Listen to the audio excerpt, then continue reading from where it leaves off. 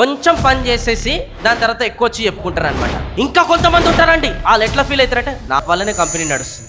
మొత్తం ఎంతసేపు ఆ పర్సన్ క్రెడిట్ అనేది నా వల్లనే వెళ్తుంటారు. అంటే show off, credit credit credit credit.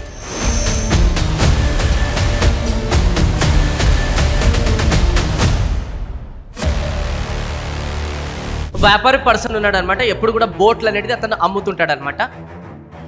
చాలా బోట్స్ అతని దగ్గర ఉన్నాయి, అమ్మేసేసాడు. ఎందుకంటే రిటైర్మెంట్ తీసుకోవాలి, ఎన్ని రోజులు నేను పని చేస్తా అని చెప్పేసి అమ్మేసేసాడు. అండ్ ఫైనల్గా ఒక బోట్ అతను పెట్టుకున్నాడు. ఆ ఒక్క బోట్ అనేది చాలా రోజుల నుంచి ఉంది కాబట్టి కొంచెం తుప్పు పట్టిపోయినట్టుంది. దీన్ని మంచి పెయింట్ చేపించి వెరీ సూన్ హాలిడేస్ వస్తే నా పిల్లలకి ఎక్కడన్నా ఈ బోట్లో టూర్ పంపిస్తానని అనుకున్నాడు. అట్లనే ఒక పర్సన్ని పిలిపించి బాబు దీన్ని మంచిగా పెయింట్ చేయమని చెప్పిండు. ఆ పర్సన్ మంచిగా పెయింట్ అనేది చేస్తున్నాడు. ఆ పెయింట్ చేసే క్రమంలో ఈ పర్సన్ ఓనర్ వచ్చి మళ్ళీ ఏమన్నా అంటే ఇక్కడ ఫస్ట్ అబ్బాయి పేరు రాయి, ఇక్కడ ఇంకో అబ్బాయి పేరు రాయి అన్నాడు. సరే అని చెప్పేసి ఫస్ట్ అబ్బాయి పేరు రాస్తున్నాడు. ఓనర్ అక్కడి నుంచి వెళ్ళిపోయాడు, మంచిగా చేస్తాడని చెప్పేసి ఈ పర్సన్ ఆ పెయింటింగ్ చేసే క్రమంలో ఆ బోట్కి అనేది చిన్న హోల్ అనేది చూస్తాడనమాట.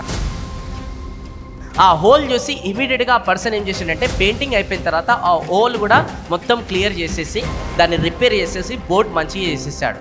అండ్ ఓనర్ దగ్గరికి వెళ్ళేసి సార్ పెయింటింగ్ చేసినందుకు ఇంత డబ్బులు అయినాయి అని చెప్పేసి ఆ డబ్బులు తీసుకొని వెళ్ళిపోయాడు. ఆ హోల్ రిపేర్ చేసినాడని ఓనర్కి చెప్పలేదు. సో కొన్ని రోజులు అయిపోయిన తర్వాత ఆ పెయింటర్ ఎవరైతే ఉన్నారో రూమ్లో కూర్చున్నప్పుడు ఒకరోజు ఒక లెటర్ వచ్చింది. ఆ లెటర్లో అనేది ఒక మ్యాటర్ రాస్తుంది.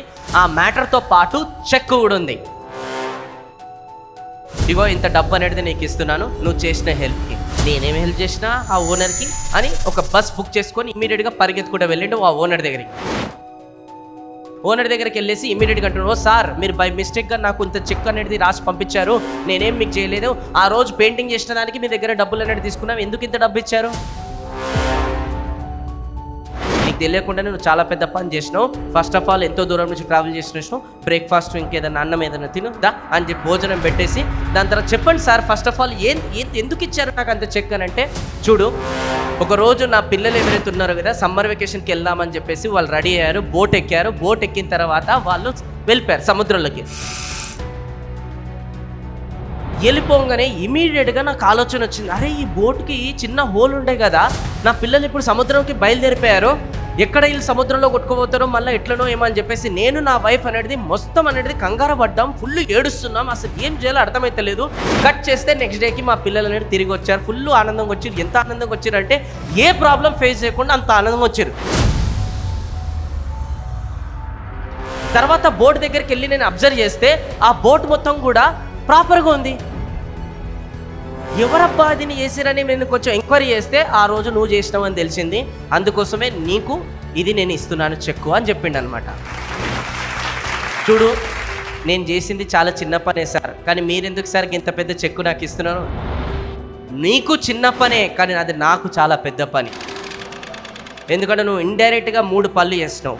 ఒకటి, నా బోట్ అనేది రిపేర్ చేసినావు వితౌట్ ఎక్స్పెక్టింగ్ ఎనీథింగ్, ఏది కూడా ఎక్స్పెక్ట్ చేయకుండా నువ్వు రిపేర్ చేసినావు. రెండోది వచ్చేసి మళ్ళీ నువ్వు రిపేర్ చేసిన తర్వాత వచ్చి క్రెడిట్ తీసుకోలే, దాని తగ్గట్టు డబ్బు కూడా తీసుకోవాలంటే కూడా తీసుకోలే. మూడోది వచ్చేసి ఏదైతే ఉంది కదా అది నీకు కూడా తెలియదు, నా పిల్లల ప్రాణాలు అనేది నువ్వు కాపాడినావు, అది నీకు తెలియకుండా 3 పనులు నువ్వు చేసినావు, అయినా కూడా నువ్వు క్రెడిట్ తీసుకుంటలేవు. అందుకోసమే నీకు ఇది నేను నా తరఫున కృతజ్ఞత భావంతో గ్రాటిట్యూడ్ కింద నేను నీకు ఇస్తున్నాను అన్నాడు.